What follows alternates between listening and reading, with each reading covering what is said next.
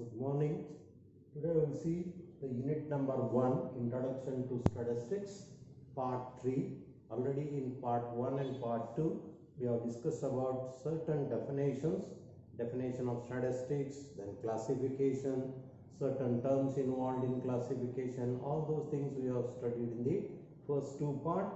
Now let us have we have also studied the general rules of preparing the frequency distribution. Now let us see the one example for preparation of the frequency distribution. Now first example, prepare a frequency distribution for the data given below.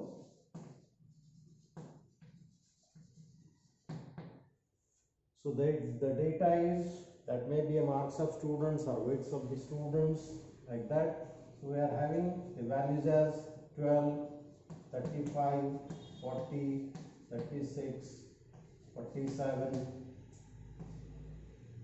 15, 22, 20, 35, 45, 36, 42, 28, 17, 23, 32, 30, 25, 27, 28, 41, 45, 39, 28, 60. So these are the 25 observations given to you, and you have to classify the data, or you have to prepare a frequency distribution for this particular data. Whenever you want to prepare a frequency distribution, you must have to decide which should be the lower limit and where you have to end up. कुठून सुरुवात करायची आणि कुठे end up करायचे आहेत ते जे काय आपण जनरल रूल्स आपण बघितलेत ते सगळे जनरल रूल्सचा वापर करायचा आणि मग फ्रिक्वेन्सी डिस्ट्रीब्यूशन बनवायचं आहे. त्याच्यासाठी काय करावं लागेल, पहिल्यांदा आपल्याला मॅक्सिमम व्हॅल्यू आणि मिनिमम व्हॅल्यू जे आहेत ते आपल्याला मार्क करावे लागतील. यातल्या दिलेल्या डेटा मधल्या maximum value is here 42, then 47, and minimum is 12. So these are the minima and maxima of this data. Then you can start with not with the 12, but it should be multiple of 5. Therefore we can start with the 10. 10 should be the lower limit of first class using those general rules. So ते सगळे general rules बघितले तर 12 हा पाचव्या पटीतला अंक नाहीये, म्हणून आपण 10 ने सुरुवात करणार आहोत. त्याच्यानंतर जर आपण 10 ते 20, 20 ते 30 असं जर लिहित गेलो, 20 ते 30, 30 ते 40, 40 ते 50, म्हणजे इथं 4च क्लासेस फॉर्म होतील. जर विड्थ आपण 10 घेतली, ते पण आपणच ठरवायचंय किती विड्थ घ्यायचे, तर 4च क्लासेस होतील. म्हणजे पहिला जनरल रूल डिससॅटिस्फाय होणार आहे. आणि म्हणून काय करावं लागेल, आपल्याला जी काही क्लास विड्थ आहे ती आपल्याला कमी केली तर फ्रिक्वेन्सीची क्लासेसची संख्या आपली वाढेल त्याच्यामध्ये. त्यामुळं 10च्या ऐवजी आपण काय करूया, 5चे क्लासेस घेतले तर 7-8 क्लासेस आपल्याला मिळतील आणि तो पहिला जनरल रूल सुद्धा सॅटिस्फाय होईल. त्याप्रमाणे आपण क्लासेस लिहूया या ठिकाणी. Classes 10 to 15 will be the first class, 15 to 20, 20 to 25, 25 to 30, 30 to 35, 35 to 40, 40 to 45, and the last one will be 45 to 50. तर या पद्धतीने आपल्याला हे क्लासेस लिहिता येतील. आता हा छोटा प्रॉब्लेम आहे, आपल्याला मोजून सुद्धा इथं वेगवेगळ्या क्लासेसमध्ये काय किती किती ऑब्झर्वेशन्स आहेत ते बघता येते. पण स्टॅटिस्टिक्स मधला डेटा आपल्याला इथं वेळ नाही, आपण 25 ऑब्झर्वेशन घेतले. पण स्टॅटिस्टिक्स मधला डेटा जो असतो तो व्हॉल्युमिनस असतो, मोठा असतो, ह्यूज असतो, आणि म्हणून या ठिकाणी आपल्याला एक एक्स्ट्रा कॉलम करावा लागेल. That is called as a tally bars. हा टॅली बार्स कॉलम करायचा आपल्या सिम्प्लिसिटीसाठी आहे, करावाच असं काही नाही, पण तरी सुद्धा टॅली बार आपण कॉलम तयार करून घ्यायचा आहे. आता या टॅली बार मध्ये काय करायचं आहे, you read the number, mark in a particular class and then scratch the number. म्हणजे पहिला काय आहे 12, 12 हा कुठल्या क्लासमध्ये येणार आहे, या क्लासमध्ये येणार आहे. इथे एक टॅली दिली त्याची, हा स्क्रॅच करून घ्या. 35, 35 हा काय झाला, इथं आहे आणि इथं आहे, पण हे कसले क्लासेस आहेत, एक्सक्लुझिव्ह टाईपचे क्लासेस केलेले आहेत. इथं आणखी एक गोष्ट आपल्याला बघता येईल, सगळे जनरल रूल सॅटिस्फाय झालेत का नाही ते आधी बघूया आणि मग आपण ह्या टॅली बार पण करता येतील. तर या ठिकाणी आपण सुरुवात 10 केली, म्हणजे मल्टिपल ऑफ 5 केलेलं आहे. विड्थ 5 घेतले प्रत्येक क्लासची, त्यामुळं 5 किंवा 5च्या पटीतली विड्थ असायला पाहिजे. इक्वल विड्थ सगळीकडे ठेवले म्हणजे काय झालं, इक्वल विड्थचे क्लासेस आपण फॉर्म केलेले आहेत. संख्या बघितली तर 1 2 3 4 5 6 7 8 क्लासेस आपण केलेत, म्हणजे पहिला जनरल रूल सुद्धा सॅटिस्फाय झाला आहे. एक्सक्लुझिव्हचे क्लासेस केलेत, एकाचं अप्पर लिमिट दुसऱ्याचं lower limit, upper limit lower limit same ठेवले, म्हणजे एक्सक्लुझिव्ह टाईपचे क्लासेस सुद्धा आपण करून घेतलेत. ओपन एंड क्लास कुठलाही तयार केलेला नाही आहे, म्हणजे सगळेचे सगळे जनरल रूल आपण काय केलेत, सॅटिस्फाय केले आहेत आणि त्या पद्धतीने क्लासेस केले. तर सांगितल्याप्रमाणे 10 ते 15 मध्ये 12 हे ऑब्झर्वेशन येईल. आता हे एक्सक्लुझिव्ह टाईपचं असल्यामुळे 35 हे दुसरं ऑब्झर्वेशन आहे. 35 या ठिकाणी आपण न घेता कुठे घ्यायचं आहे, सेकंड क्लासमध्ये एक्सक्लुझिव्ह टाईपमध्ये आपण घेत असतो, तर इथं घ्यायचं आहे. 40 सुद्धा तसंच पुढच्या क्लासमध्ये येतील. 36 या ठिकाणी, 47 last class, 15 the second class, 22 next class, 20 will be 20 to 20, then 35, 45 will be last class, 36, 42, 28, 17, 23, 32, 30, 25, 27, 28, 41, 45 last class, 39. This will be in 35 to 40, but already there are 4 tallies, so 5th tally will be given as a cross tally. This 39, then 28. Again cross tally, and the last one is 16, second class. So you can write the total as a frequency column, that will be 1 3 3 5 2 5 3 3. Total must be 25. 3 3 6 11 13 16 17, 18, 19, 20 and 25. Total will be 25. So this is the frequency distribution. By mistake, if you take this as you have marked this value as 30 in this class, and you have got this is 3 and this is 4, then also total will be 25. म्हणजे चुकून तुम्ही 30 हे observation पुढच्या क्लासमध्ये घातलेलं, sorry 30 हे observation, okay, एखादा observation आपण पुढच्या क्लासमध्ये 35 हे ऑब्झर्वेशन याच क्लासमध्ये घातलं असेल तर इथली व्हॅल्यू 4च राहील आणि इथली व्हॅल्यू 3 राहील. 35 हे ऑब्झर्वेशन या क्लासमध्ये जर आपण ठेवलं तर चुकून अशा पद्धतीने घडू शकतं. त्यावेळेला 3 इथं होतील, इथं 4 होतील, टोटल इथं काय होईल तुमची 25च होईल, पण ते बरोबर क्लासिफिकेशन नाही आहे किंवा फ्रिक्वेन्सी डिस्ट्रीब्युशन बरोबर आहे असं नाही आहे. तर एकदा हे क्लासेस फिक्स झाले तर ह्या फ्रिक्वेन्सीज त्या फिक्स असायला पाहिजेत. अशाच पद्धतीने असेल तर तुमचं बरोबर असेल.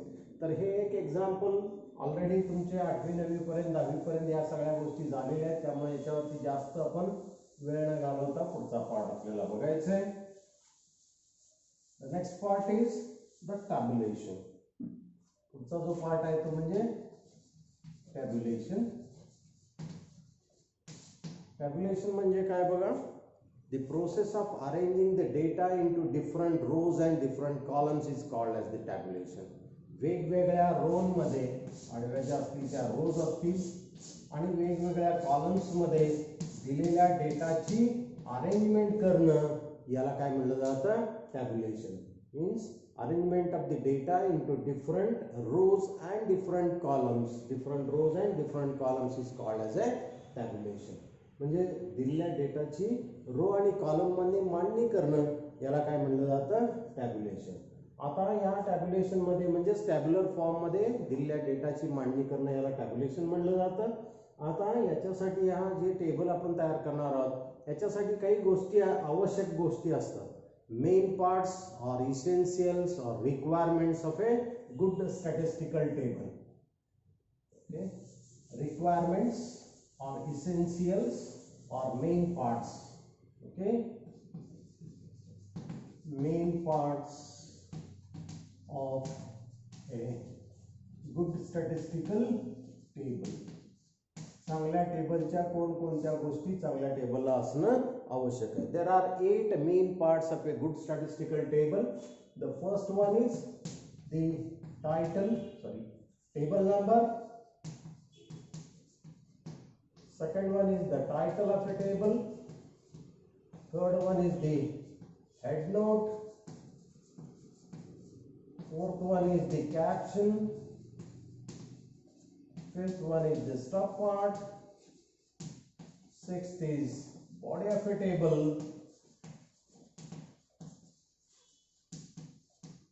Seventh is footnote.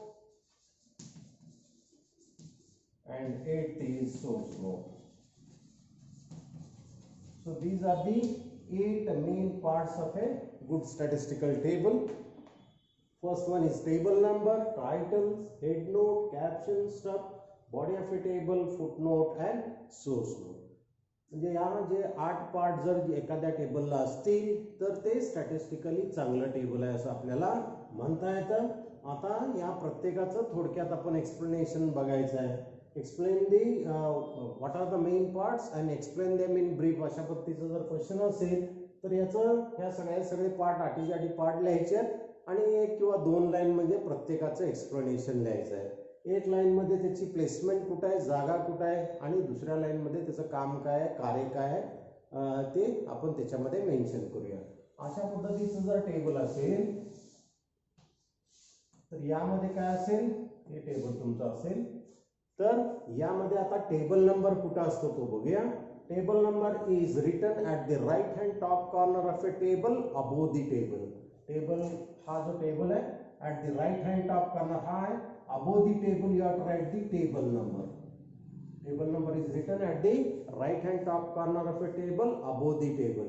टेबलच्या वरच्या बाजूला उजव्या कोपऱ्यामध्ये टेबल नंबर जनरली लिहिला जातो. कशासाठी लिहायचं आहे, only for easy references you should have to write the table number. Refer करायला इझी जावं एवढ्यासाठी काय केलं जातं, टेबल नंबर लिहिला जातो.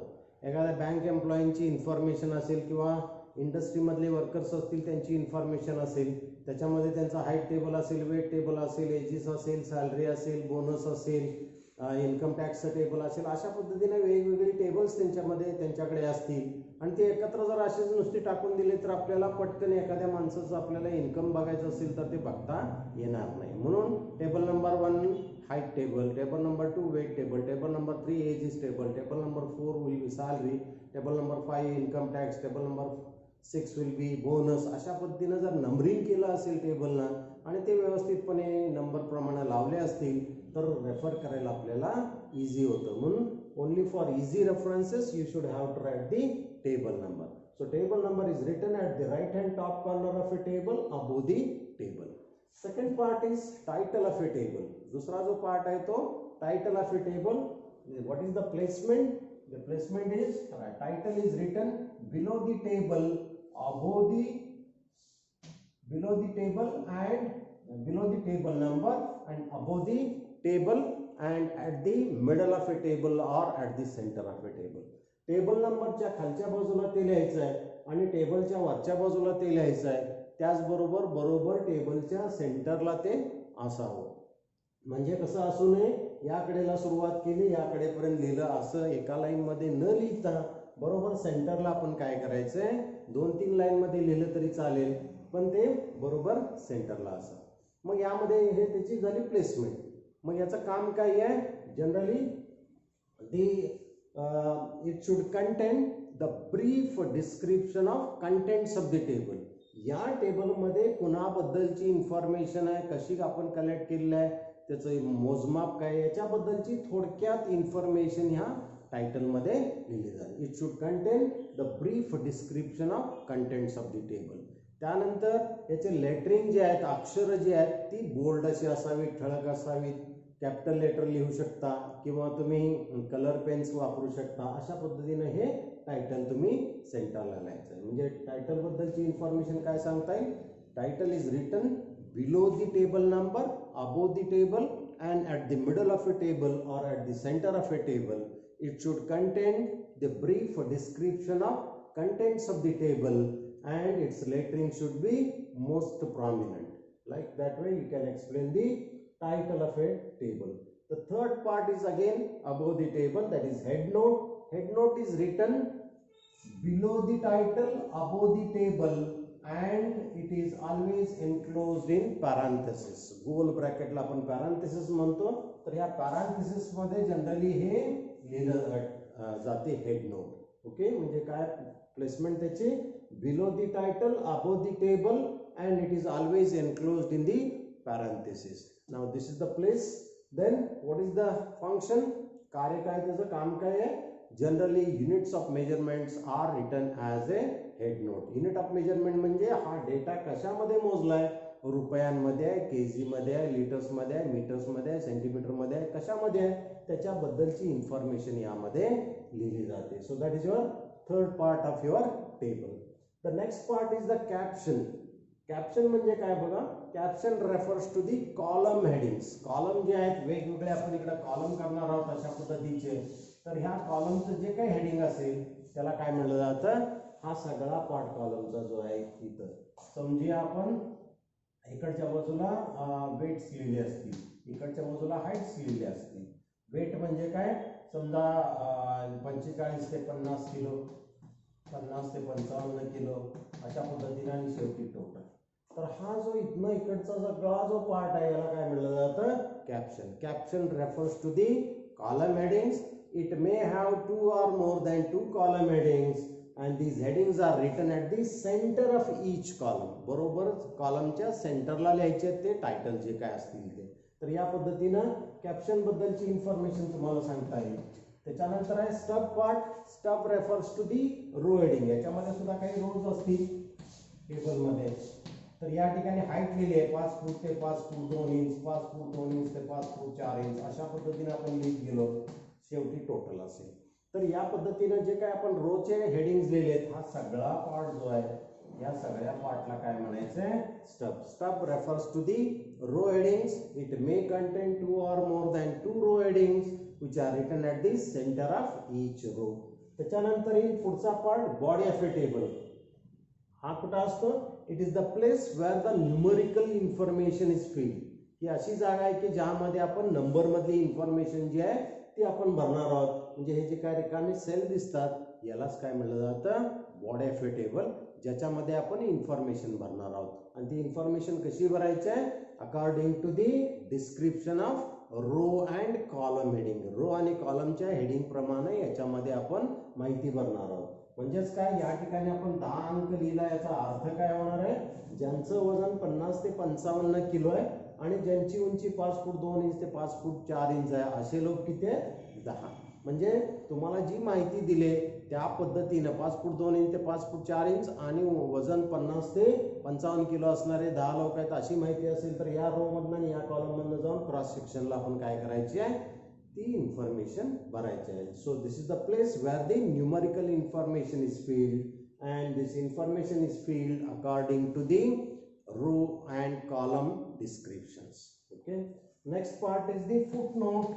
नावाप्रमाणे at the foot of a table or at the bottom of a table you have to write the footnote. नावाप्रमाणे बॉटमला किंवा फुटला, टेबलच्या खालच्या बाजूला ही फुटनोट लिहिली जाते. म्हणजे फुटनोट कुठे लिहायचे, footnote is written at the bottom of a table below the table. टेबलच्या खालच्या बाजूला हे लिहायचे. त्याचं काम काय आहे, the things which are not clarified from all other parts of a table. हे जे आतापर्यंतचे 5-6 पार्ट जे सांगितले त्या 6 पार्ट मध्ये काही गोष्टी आपल्याला क्लिअर होत नाही आणि त्याच्याबद्दलची इन्फॉर्मेशन आपण लिहिणं गरजेचं आहे. So what we mean by WT, आपल्याला माहिती आहे वेट आहे, पण बाहेरच्या एखाद्या माणसाला ते माहिती असणार नाही आहे WT अर्थ. म्हणून WT means weights, HT means heights. या पद्धतीनं आपण त्याचं एक्सप्लेन. T means total. काही वेळेला मेल फिमेल साठी MFT लिहि. M म्हणजे काय, माळी आहे का, मेल आहे का, फिमेल आहे, काय आहे ते लिहिणं गरजेचं. M means male, F means female, T is total. अशा पद्धतीनं जे शॉर्ट फॉर्म्स आपण इथं वापरले त्याचे फुल फॉर्म इथं लिहू शकता. त्याचबरोबर